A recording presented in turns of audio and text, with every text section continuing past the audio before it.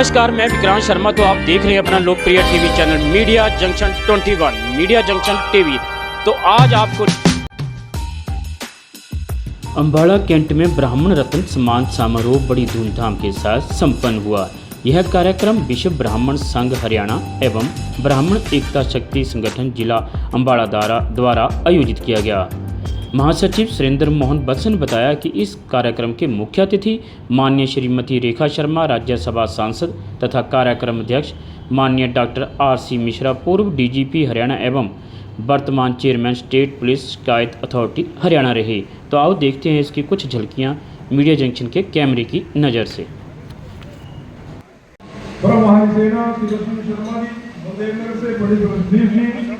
जंगली से हमारे बीच में पधारे हैं और आप सभी का बहुत बहुत शुक्रिया। हमारे कैप्टन से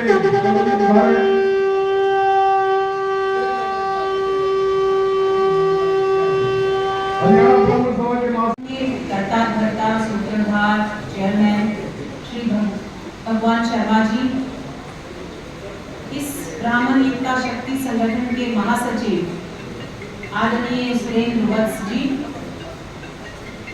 ब्राह्मण एकता शक्ति संगठन के कोऑर्डिनेटर शिव आशारा जी, वरिष्ठ वाइस चेयरमैन विद्या प्रकाश शर्मा जी, वाइस चेयरमैन मदन लाल शर्मा जी, महासचिव डॉक्टर जयकिशन जी, डॉक्टर राधेश्याम शर्मा जी, श्री सुबीर शर्मा जी, श्री SD गौतम प्रधान जी, श्री रविंद्र कुमार शर्मा प्रधान जी, श्री जसवीर शर्मा जी, श्री अरविंद शर्मा जी, श्री देवराज शर्मा जी, श्री रोशनलाल शर्मा जी, श्री सम्राट भरद्वाज जी, श्री जगदीश लाल बख्शी जी, डॉक्टर जय गोपाल शर्मा जी, श्री रमेश्वर दास जी, और मेरे साथ जो मंच साझा कर रहे हैं doctor Mishra ji, Mishra and Mrs Mishra, मेरे सभी ब्राह्मण भाई और बहनों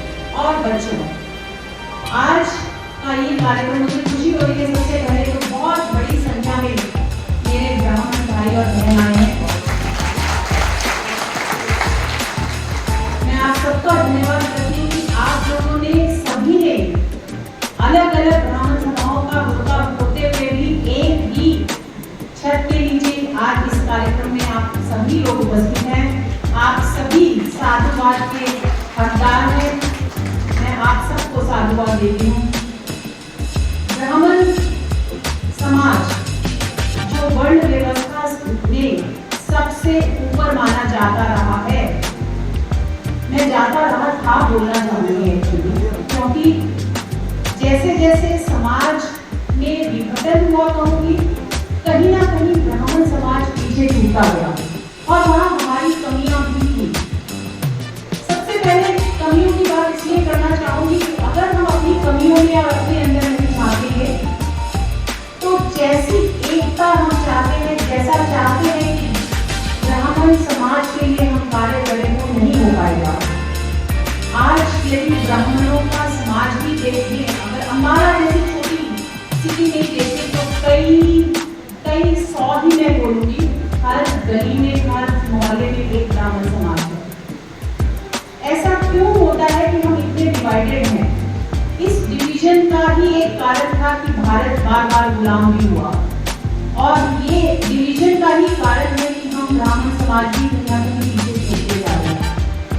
क्यों नहीं हम एक शहर में तो कम से कम एक ही ब्राह्मण समाज रखते हैं?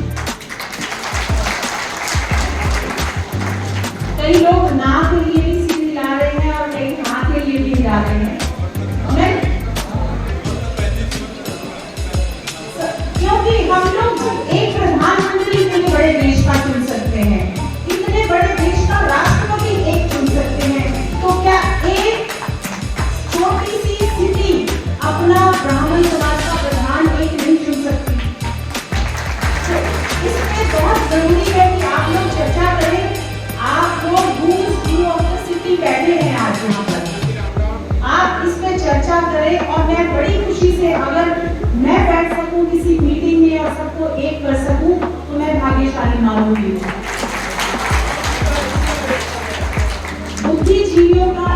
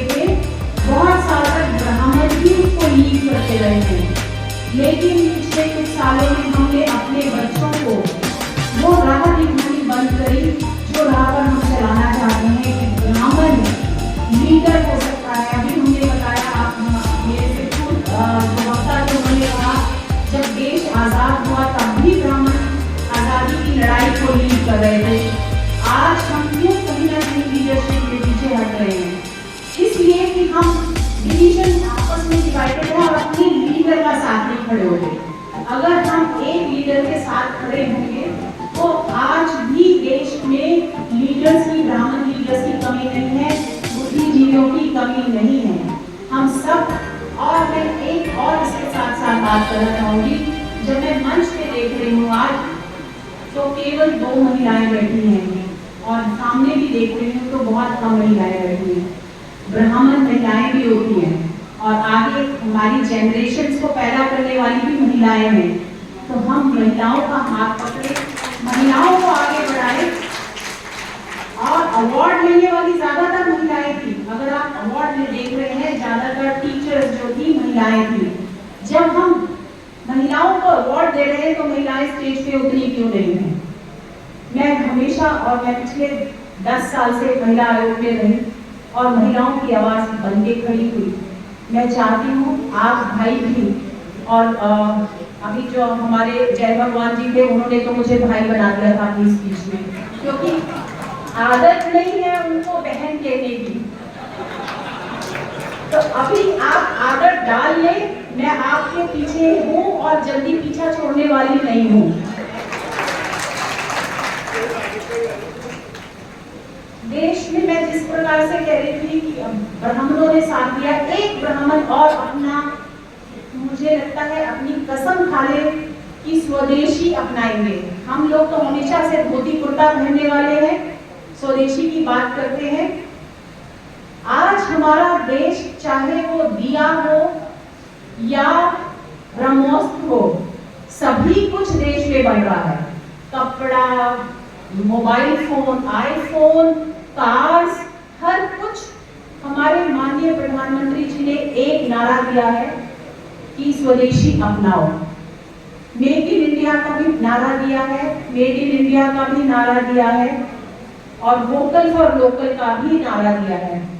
यदि हम ब्राह्मण इस चीज को लीड करें कि हमें स्वदेशी ही अपनाना है, देश बनते और बिगड़ते हैं व्यापार से। अगर हम अपना देश को व्यापार में सबसे आगे ले जाएं, और जैसा कि बोले जा रहा है, आपने इसके बाद देखा पिछले दिनों में ट्रंप ने टैरिफ बढ़ाया तो हमारे माननीय मोदी जी और स्ट्रॉन्ग हो गए, बोलेगा हमें कुछ नहीं चाहिए तुमसे, हम लेके नहीं आएंगे अमेरिका से तो, और ना ही हम बेचना चाहेंगे। क्योंकि अगर हम अपने ही देश के लोग अपना बनाया हुआ सामान खरीदने लगेंगे तो हमें बाहर के बाजारों की जरूरत ही नहीं है। सबसे बड़ी जनसंख्या वाला देश, उसको बाहर के बाजार क्यों देखने पड़े जब हमारे यहाँ ही लोग इतने हैं कि जो अपना सामान खरीद सके। ना हमें बाहर से कुछ मंगाने की जरूरत पड़े और ना बेचने की जरूरत पड़े। ऐसा देश चाहती हूँ जो देश अपने कदम, अपने पैरों पे खड़ा हो, वो देश जो दूसरों के लिए एक एग्जाम्पल बने कि एक सबसे बड़े देश ने ललकार मारी थी और हमारा ही देश था जो खड़े हो गए। बड़े बड़े देश घुटने टेक दिए, बड़े बड़े देशों ने, यहाँ तक कि चाइना भी एक बात को डगमगा गया था जब तक मोदी जी ने ये नहीं कहा कि रशिया, चाइना और भारत एक हो सकते हैं। तो आज जब हम ब्राह्मण भाई यहाँ बैठे हैं, आप लीड करिए, आप दुकानों पे जाइए। ठीक बात है कि व्यापार हमारे पास नहीं है और व्यापार हमारे बस का होता भी है। अगर मैं खुद को देखूं मुझे पैसा कमाना नहीं आता, और हम बड़ा गर्व कहते हैं कि ब्राह्मण, एक गरीब ब्राह्मण था की कहानी हमसे ही शुरू होती है। लेकिन अब समाज भी बदल रहा है, बहुत सारे व्यापारी भी हमारे बीच में बैठे होंगे और मेरे साथ चेयरमैन साहब भी अपना स्कूल चला रहे हैं। ऐसे ही बहुत सारे लोग होंगे जो व्यापार भी करते होंगे। समय बदलता है और वैसे ही लोग भी बदल रहे हैं। तो हम लीड ले। आज मुझे नहीं लगता कि मेरे को अग्रवाल समाज में जाने की जरूरत पड़े कि मैं ये कहूँ कि आप समाज को बदलें। हमारा ब्राह्मण समाज काफी है जो समाज में लीडरशिप का रोल ले सकता है। एक बिल की और चर्चा करना चाहूंगी क्योंकि मैं राज्यसभा से हूँ और कई बार बिल पेश करते हैं हम लोग पार्लियामेंट में और डिस्कशन नहीं होती और पास हो जाता है तो आम जनता को उसका नहीं पता चलता। मैं आपके साथ बैठी हूँ तो मुझे लगता है आज मैं उस बिल की चर्चा करूँ जिसपे हम पार्लियामेंट में चर्चा नहीं कर पाए क्योंकि ऑपोजिशन ने इतना हुड़दंग किया इस बार पार्लियामेंट में कि कोई चर्चा हो ही नहीं पाई। वो था एंटी ऑनलाइन गेमिंग बिल। और आपको मालूम होना चाहिए कि ऑनलाइन गेमिंग होती थी, जुआ होता था। ऑनलाइन जुए में हमारे कई बच्चे मारे गए, हमारी कई महिलाएं विधवा हो गई, हमारी कई महिलाओं को भी लत लग गई जुआ खेलने की ऑनलाइन। कई इंसान, कई आदमी जो है पूरा पूरा पैसा घर का लुटा कर आने लगे।